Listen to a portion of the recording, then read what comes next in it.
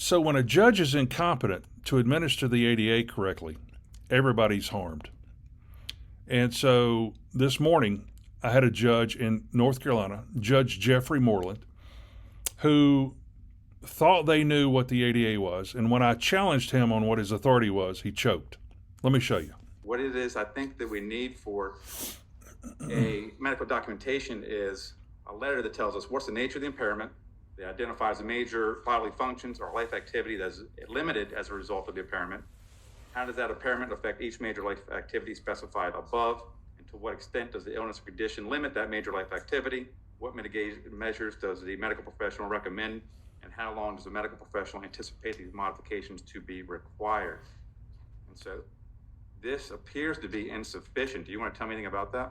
Here is reading from a form, not from the ADA. He's reading from some form that was made up that is not ADA compliant because the ADA does not support requiring medical documentation so that you can have accommodations.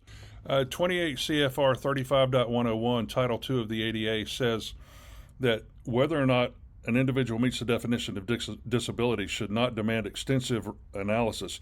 And there is no requirement in Title II for medical documentation to support a request for accommodations. And under 28 CFR 35.164, the court actually has a duty when they receive a request for accommodations to respond in a certain way, to examine all the resources they have available. And if they're going to deny, to either claim fundamental alteration or undue burden. That has not been done in this case at all. And they're also to respond in writing.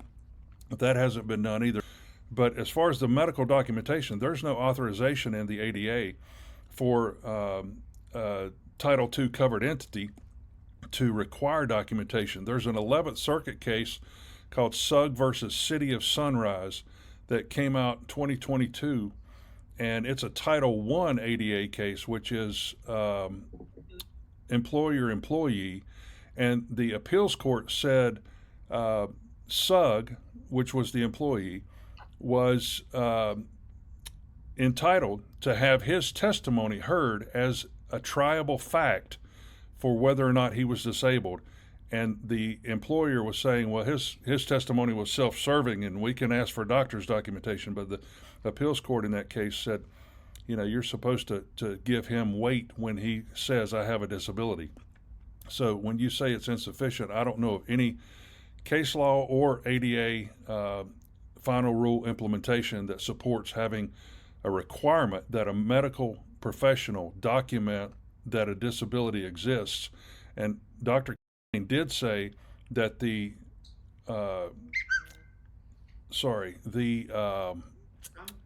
accommodations that were requested were reasonable. So I understand, and I think we just have a disagreement on what it is I'm allowed to request, and we have disagreements all the time in court, and if we disagree, you can file whatever you need to file for that.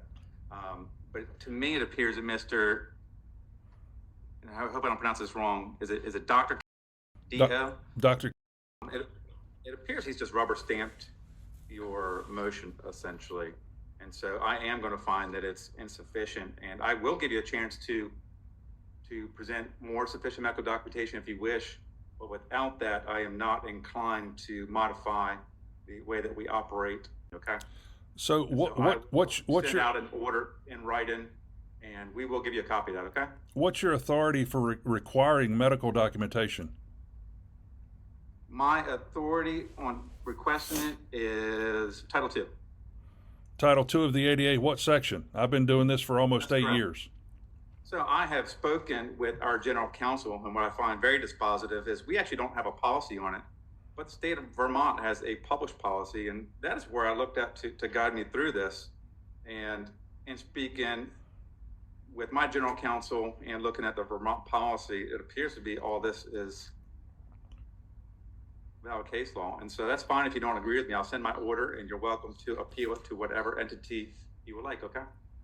So you're saying you checked with the state of Vermont, but I still don't have an authority that says you can require or even request. I am saying that I found their policy helpful, and when I researched the case law and I spoke to my general counsel, I found a lot of cases, including Mazzano versus 2nd Judicial District Court in Nevada, which you were the advocate in, and found that you filed those motions in bad faith and were frivolous. And so in light of that, I'm going to deny this. I will send you a copy of that order, and I'm going to direct the clerk to end this. So when I challenged this judge to produce, I said, where do you find the authority? He said in Title II. When I asked him to produce the authority in Title II, what specific section of Title II, he said, I talked to my lawyer. Then he said, I pulled from the state of Vermont their policy because we don't have a policy. So if North Carolina doesn't have a policy, they can't use another state's policy as their own without it going through the proper channels. And this guy just pulls it out of his ass, and I don't even know, he didn't even say what the state of Vermont policy was and how it related to what we were talking about. So that was vague. And then he pulls out this Mazzano case in Nevada where the judge said I was guilty of practicing the law without a license and that my actions were frivolous. And he reported me to the State Bar. State Bar of Nevada, and I've published this before, came back and said, yeah, we're not going to say, they didn't say, I'm going to put the letter here, but they said, we're not going to say you're, practicing law without a license. They refused to do that. And they also said, we're not going to pursue this at this time at all. So they didn't come after me even after a federal judge referred me to the State Bar. So this guy in Nevada, I mean, here's the thing. I'm in a business where I go up against judges and they're going to come against me as well. And I'm okay with that. I'm going to go harder every fucking day until I die because of judges like Jeffrey Moreland, who is incompetent as fuck, doesn't know his ass from a hole in the ground. And these judges, when you ask them to prove what they're saying, to support their position, they have no accountability. That's why I say judges are crybaby little punks. Because this guy can sit on the bench and say stuff, and then when you ask him to back it up, he just shucks and jives and goes all around and doesn't have an answer. And yet he's going to shut me out. So this is what the ADA, the state of the ADA in today's court, this is what, and if you're going in by yourself, it's going to be 10 times worse than this. Just letting you know.